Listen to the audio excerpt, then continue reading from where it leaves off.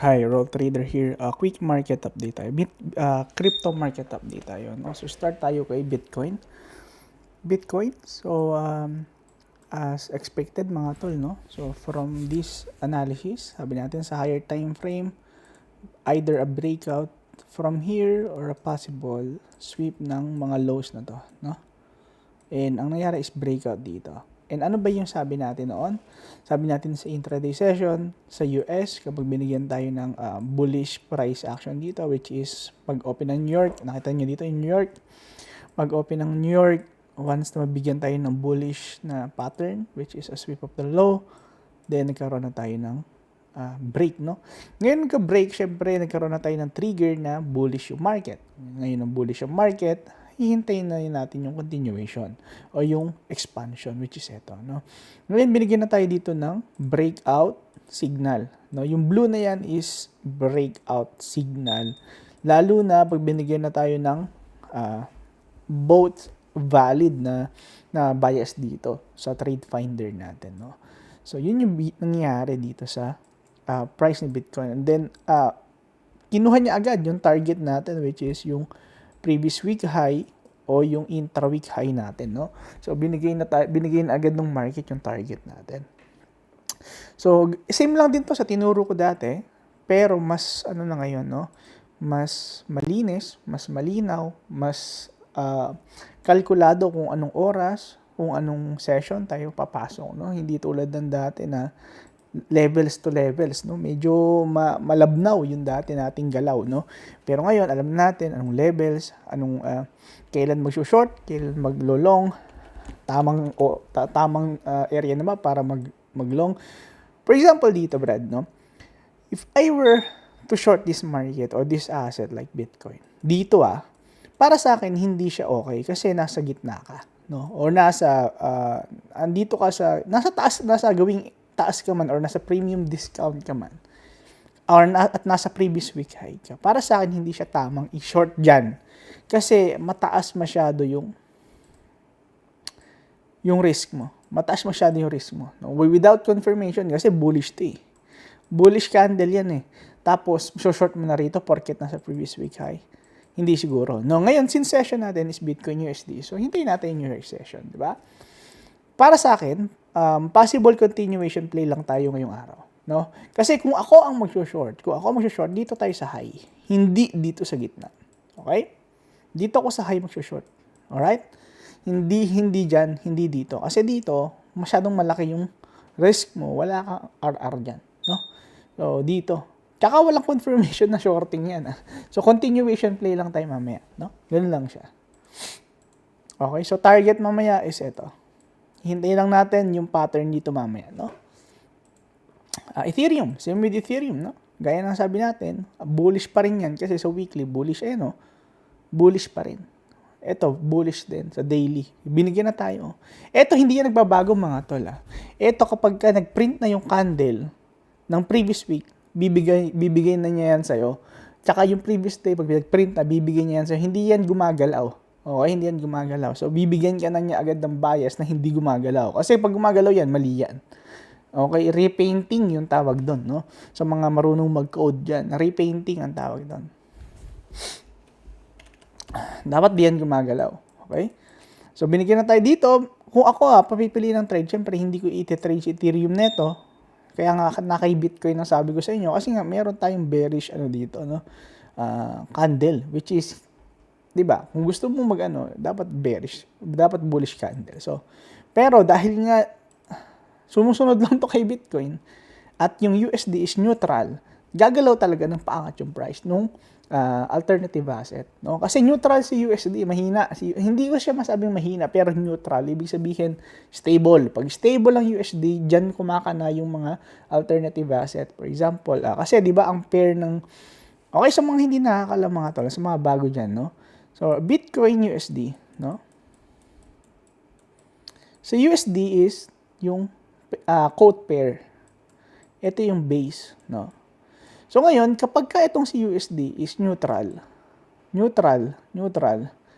pwede siyang umangat, pwede siyang bumagsak.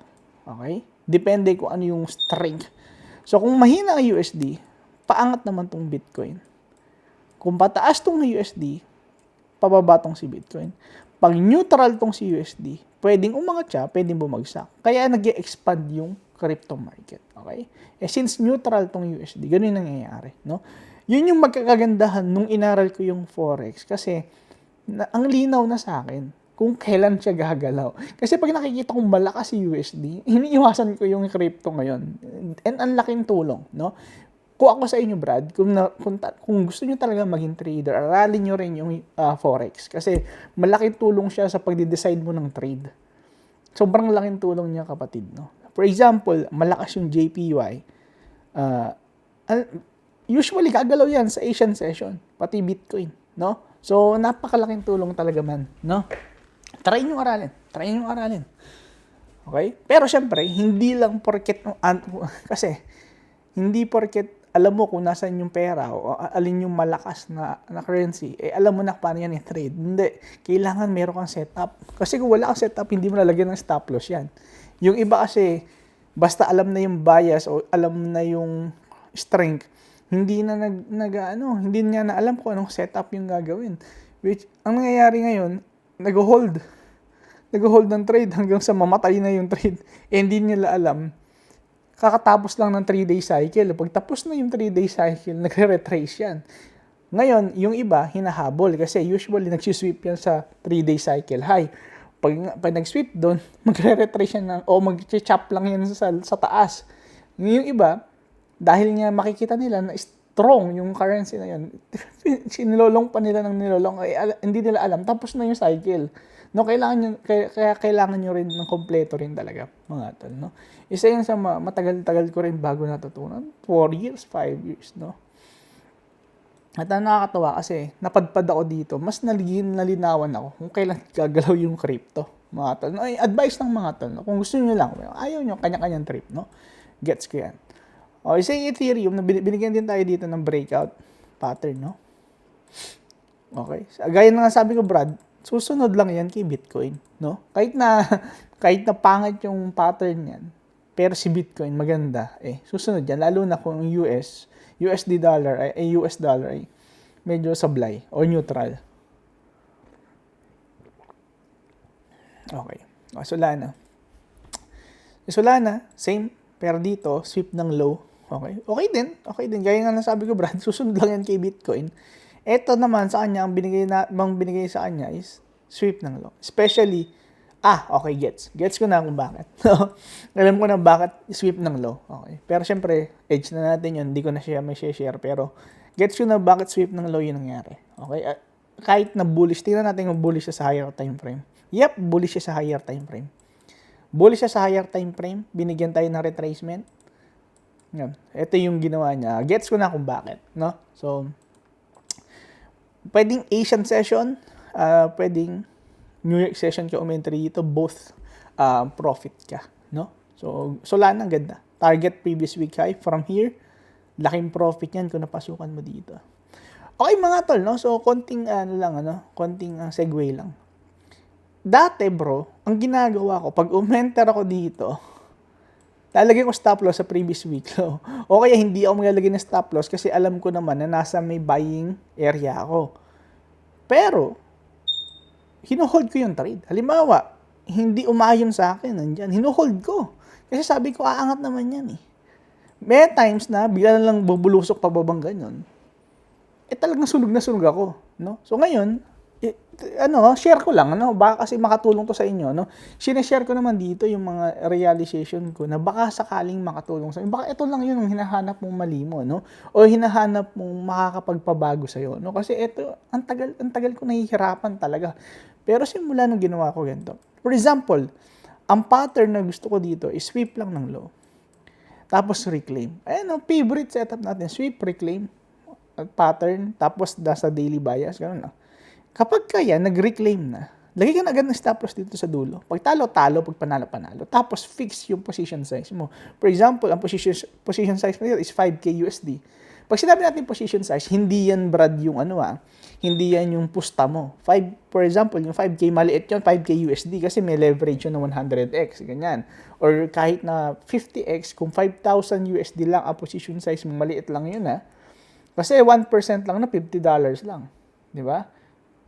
Hindi naman gumagalaw ng 1% si Bitcoin. Di ba si Bitcoin, ilang percent lang naman galaw niyan. 2% siguro max isang araw kapag normal ATR niya, di ba? So, magkano $100 sa 5,000 USD position size, di ba? So, hindi siya ganun ka laki. Ngayon, pagka talo. Pag panalo, grabe naman ang angat mo dyan. Di ba? Dati kasi, ito rin yung isa ko sa mga tinuro dati, di ba, Brad? Isa sa mga tinuro dati, pag umenter ka dito, for example, nag-reclaim, umenter ka, lagi ka na stop loss dito, kukomputin mo na dito kung magkano yung risk mo. Binago ko yun. Kasi nga, sa iba, pwedeng tama yun. Lalo na kung laging work. Kaya ang problema kasi, Brad, marirealize mo, kapag ka medyo naging gurang ka na sa trading, marirealize mo, Brad, na tangin naman, kahit na gaano ka kagaling, kahit na gaano ka-sharp yung mga setups mo, talagang yung market, hindi mo kaya maisahan. No, hindi mo siya 100% may isahan. Talagang all about probability tsaka yung consistency mo ng pagpasok ng trade, no? Ngayon, ang kailangan ko lang i-exercise yung entry lang ng entry, tapos basta nasa tamang setup, pwede, no? Kasi dati talagang piling-pili hanggang sa parang nai-stress na ako bakit wala akong trade. Tapos biglang nagpe-play yung mga ganito kasi nakakahintay ng confirmation, which is mali. Tapos lalagyan ko pa ng stop loss na sobrang lalim.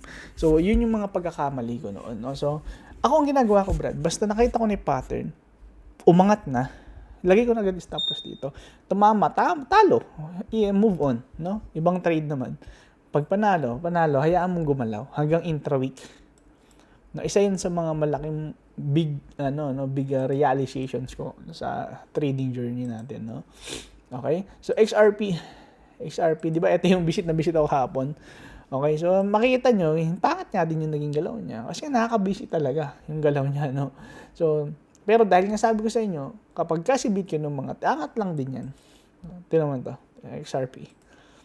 Galing sa bearish daily candle. Tingnan mo yung ginawa. Umangat, di ba? So, pero may sweep naman kasi ng low. May sweep na siya ng low, kaya valid naman. Kaso, kung hindi si Bitcoin umangat, hindi rin to aangat. Pero binigyan din tayo ng bullish na breakout, no? Yung nakita niyo yung blue, 'di ba? Reversal yung niyan or breakout. Oh, same dito, oh. 'Di ba? Ganun lang. Ganun lang kasimple, Brad. No, ganun lang kasimple. Pero ngayon, relax lang, ano? Kumbaga, hayaan mo lang pumasok sa yung pera. Relax na lang kasi dati, lagi ako goal ko. Dapat kumita ko na ganyan ngayon. Tangina, lalong napupornada eh. Lalo ako natutus eh. Or bepek lagi yung trade ko eh. Simula nung relax lang, kahit pa paano kumikita, Brad, no? SUI, same kay XRP, ang pangit, pero dahil nga susunod lang yan kay Bitcoin, na pinagbigyan, no? Pinagbigyan kasi. Sa intraweek, ang pangit nito, Brad, si SUI. Ito, di ba? Bullish pa rin pala to. Ngayon, tingnan natin kung mayroong continuation papunta sa taas, no? Kasi again, hindi laging continuation, ha? Pwede kasing mag-chop yan dito sa gitna, no? Majority of the time, basta may break sa high na ganyan nangyayari. Pero hindi mo pwedeng sabihin na ganun kasi nga ang basic is continuation, break ng high, continuation, break ng high, continuation. Pero there are times na continuation, then inside, and then continuation, no? So 1 week siya mag-chop diyan. Kakainin ka ngayon diyan, no? Kaya nga ako sa inyo, intraweek yung bias or yung intraweek yung concept or yung idea, but intraday ko siya tinitrade, no? Kasi para medyo malaki yung kita kahit pa paano. Kasi kung intraweek din ang trade mo dyan, ang hirap lagyan ng stop loss. Laging talo ka dyan, men. Isa yun sa mga realization ka. Baka try mo lang baguhin. Baka yun yung baka hindi naman pala system yung problema mo, kundi yung kung paano ka mag-stop loss, ganun. Kasi usually yun na naman talaga yung magiging problema mo eh. No, TRX, Brad. Same scenario, Brad. Bullish. Ito bullish to, Brad, no? Kasi, hindi, wait.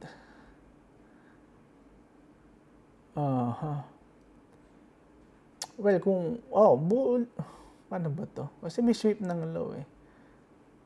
Okay. Tingnan natin itong si TRX. Kung si TRX, kung ako maglolong, hindi ko siya kukunin. siguro lilipat ako sa ibang asset. Kasi medyo bearish tong candle dito. Kaso kasi sa intraweek is buy, oh. Buy. So, valid buy talaga siya. Kaso nga lang, kung ako, kung baga judgment ko, kung honest ako sa sarili ko, hindi ko siya kukunin, di ba? Nangyari na eh. Kaya pwede mong sabihin na buy, tsaka buy valid, okay siya, di ba? Kaso kung hindi pa nangyayari yan, medyo may kabakaan na. Pangit. Kaso binigyan din tayo kasi ng bullish dito, no? Binigyan tayo ng bullish na, na breakout dito. Ayan, no? So, dito makikita mo, New York ko. Diba? Makakapasok ka. Okay? So, yun. Yun lang yung crypto. Day 5, no? So, yung Forex, mamaya, check natin ulit. Check natin, no? So, yun lang. Continuation play yung trade natin kay Bitcoin tsaka sa mga altcoins. So, continuation play. Okay? So, doon natin titingnan kung mayroong continuation pabalik sa intraday high. Intraday na to hindi na intraweek kasi na-target na yung intraweek eh. So, intraday trade na to, no? Yung susunod, ngayong gabi. So, pag sinabi natin intraday, ang target mo lang is previous day. Hindi natin tina-target yung weekly kasi na-target na nga siya. Diba? So, para sa akin hindi pa shorting ngayon kasi nga bullish siya daily, no? So, ngayon, pag hindi binigyan ng continuation, no trade. No, so, yun lang muna mga tol. Maraming salamat. Susunod ulit.